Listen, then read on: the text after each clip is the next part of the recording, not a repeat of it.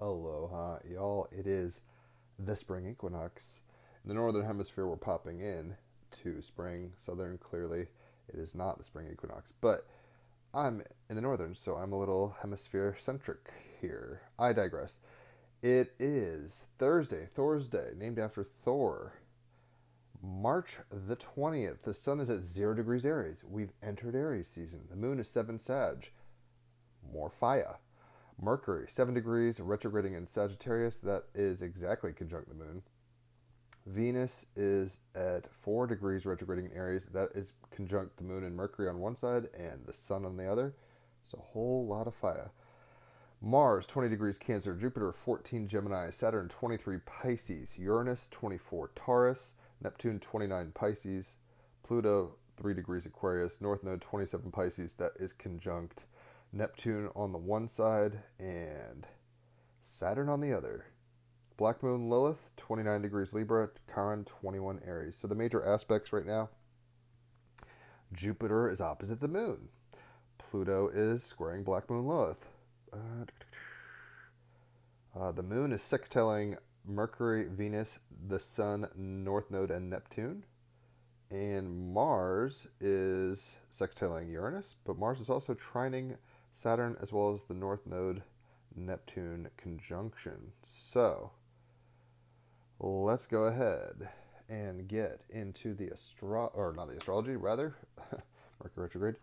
The cards. I've pulled the Justice card, the Ace of Swords, and Wolverine. So I've actually have music for all the major arcana. I'll post the comment in the links. This is the Libra card. Check out the song, especially if you're a Libra, it's your card.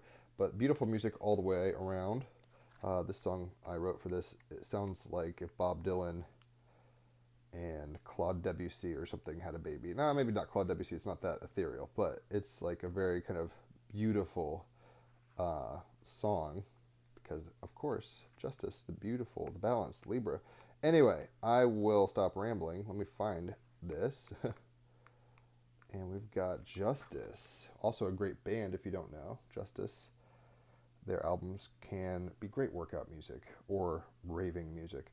So, on page 44, the principle of consequences. You reap what you sow, reclaiming your power and taking an honest inventory of your life by acknowledging successes and defeats. Justice card, page 44. I reap what I sow. I choose to walk the path of truth. Justice invites us to consider that we are the powerful orchestrators of our lives, and all of your thoughts, feelings, and actions have led to the place you find yourself in right now. Mercury in Aries, conjunct Venus, retrograding both. Conjunct, I said they were conjunct the moon. It's not, it's trining. Anyway. Yeah, Mercury retrograde is saying you got to think about what you reap and sow, right? The effects of your actions are what you're in right now. Are you reaping what you have sown? And the card, a figure of a woman stands upright, strong, wild, and unapologetic. Sun in Aries, Moon in Sagittarius. A universal figure of mixed origins, right? She's all sorts of ethnicities, Pluto in Aquarius. She stands holding a brain in one hand and a heart in the other, portraying the balance of head and heart, thought and feeling. The world around her is teeming with life force, seething with nature, wild and mesmerizing. This card calls you to consider a balance of the head and heart, logic and intuition, getting things done versus emotional connections and well-being. To live well, to work well, we need both. A dynamic interplay and feedback between the two, helping us to be efficient and effective and appreciative and purposeful. After all, emotion is a much more powerful driver of human behavior than reason and logic alone. Justice is asking us to take an honest inventory of our lives and acknowledge both successes and defeats. You are the judge and juror because only you know in your heart of hearts if you've acted fairly towards yourself and others. Chiron and Aries, right? My wounds, my personal wounds, opposite Black Moon Lilith. How am I being a snarky little bitch in all my relationships, business, professional, and otherwise? Romantic, whatever. I lost my place. How are we acting fairly towards ourselves and others? If not, perhaps now is the time to regain integrity and make amends. Renewed power, autonomy, and freedom are revealed when we take full responsibility and give up making others wrong. Life wrong. Remember, the finger of blame points one finger and forward and three back towards ourselves. In blaming others and life itself for our circumstances, we miss the opportunity to take back the power we have given away. We miss deliberating on the actions that could catalyze an amazing new lease of life and play the victim instead, stuck in the suffering.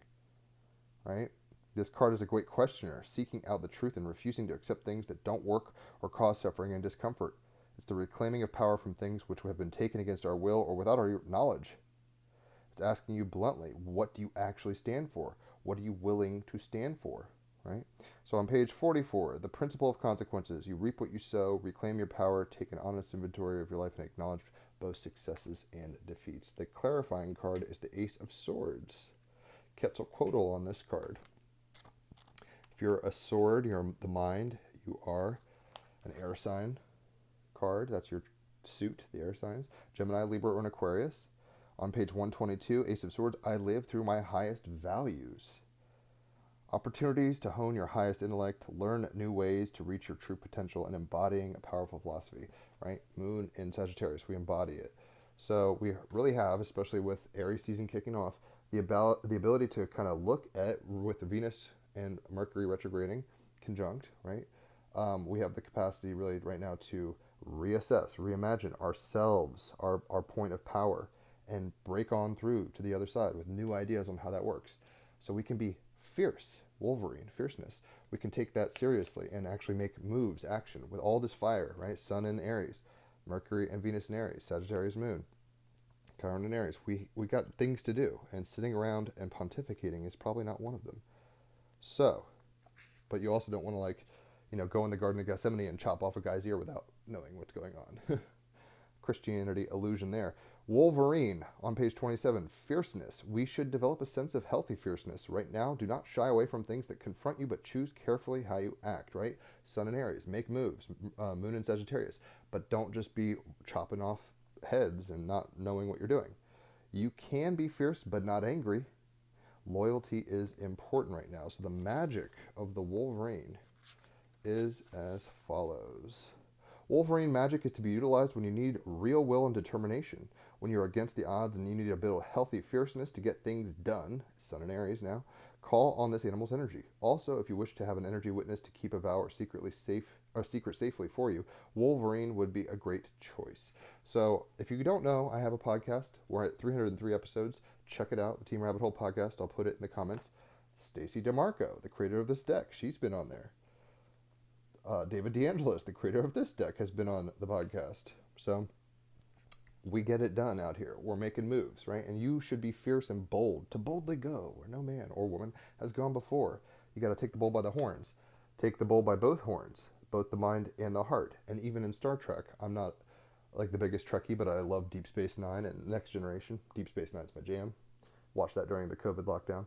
Anyway, Spock is the brain and Kirk is the heart, and we have to balance these things to boldly go where you've never gone before. Ace of Swords, to rise, right, in your mind.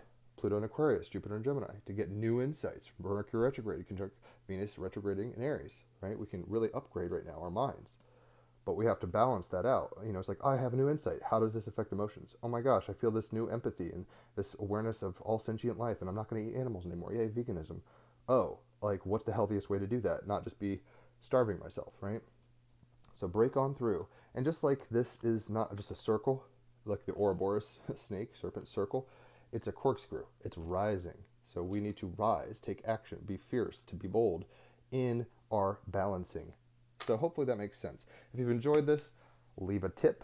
Holler for a reading. I love getting them, or giving them rather. People love getting them, Mercury retrograde.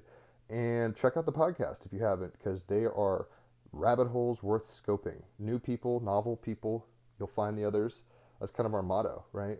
Both further up and further in, which is a C.S. Lewis quote about Narnia, but it's like, we're just going deeper and deeper to the dream. So let's talk about it. As Terence McKenna would say, things are getting weird and we have to talk about it, right? And the other mantra we kind of have is find the others. So Pluto and Aquarius, right? Jupiter and Gemini, gang.